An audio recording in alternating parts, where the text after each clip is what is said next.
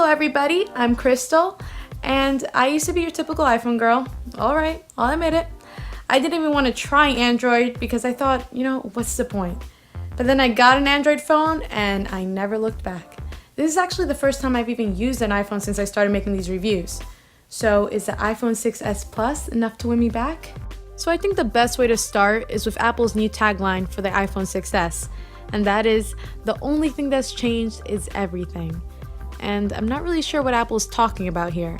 I would say 90% of the things are exactly the same as they were in the original iPhone 6, but the last 10% includes some new additions that are actually really cool, so you'll have to decide if they're enough to upgrade. What I have here is the iPhone 6s Plus, and you won't notice any changes by just looking at it, but you can definitely feel a difference.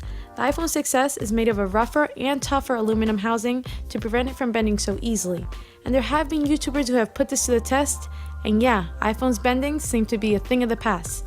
Your iPhone 6s is not going to bend.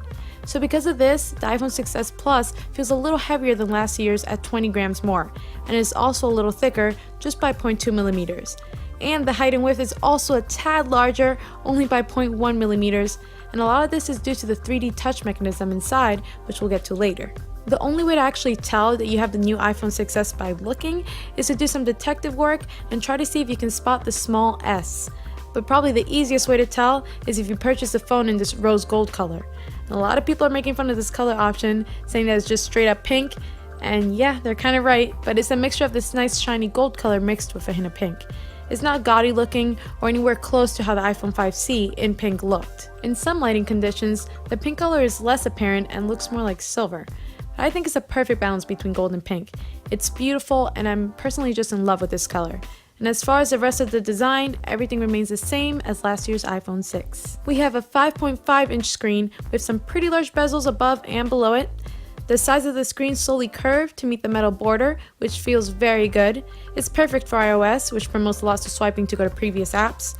The button placement is the same with the power button on the right. It's pretty high up, which makes it a little difficult to reach, but it does prevent from accidental presses, which is good. The volume buttons are on the left, and right above is your vibration and volume slider. They all feel very tactile and responsive. This also includes the home button below the screen, which leads me to the first new addition to the iPhone 6s. A greatly improved fingerprint scanner. No doubt, Apple is once again back on top when it comes to speed and reliability of fingerprint scanners on phones. The iPhone 6s's fingerprint sensor is insanely fast. Almost too fast, I think. It immediately reads your fingerprint even after the smallest tap. So if you want to click the home button to view notifications, you won't have any time. What I find myself doing is using my knuckle or my pinky, which isn't programmed to read my notifications. It's that fast. Inside the two new iPhone 6s's, we have a new Apple A9 processor along with 2 gigs of RAM instead of last year's 1.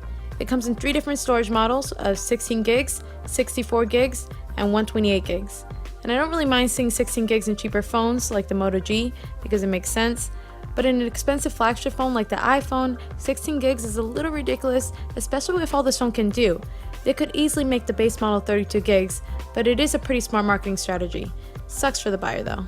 The iPhone 6s Plus sports a beautiful 5.5-inch HD display. Colors are very vibrant and everything is very sharp. Apple is definitely up there with the best HD displays.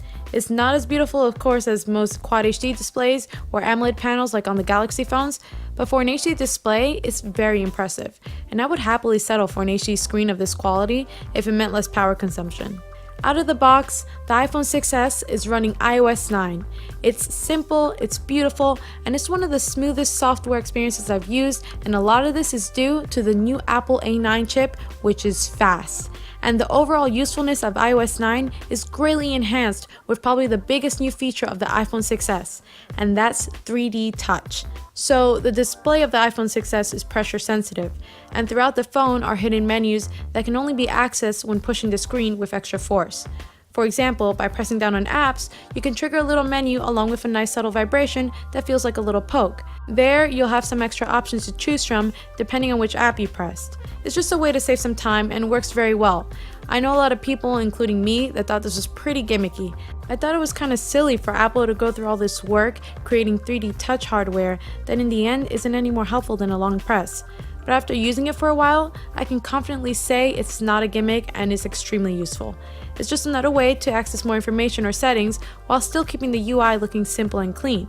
Long presses are still there, and they do one thing, and 3D Touch is there, and it does another. In other areas, 3D Touch can be even more helpful, like in the Mail app, or let's use Instagram. You can do what Apple calls peek and pop. So by pushing down with force, you can take a peek, or expand the preview box to see a little more information.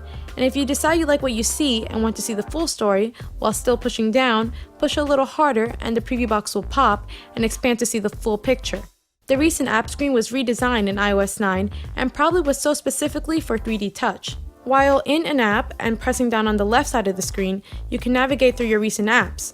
Doing this can be kind of awkward sometimes, and it does seem a little harder than just double tapping the home button, but I guess depending on how you hold your phone, it could be easier. You can't really tell how well 3D Touch works by watching these videos. I mean, you don't have to push very hard at all to trigger a pressure touch, but it's hard enough where you won't accidentally trigger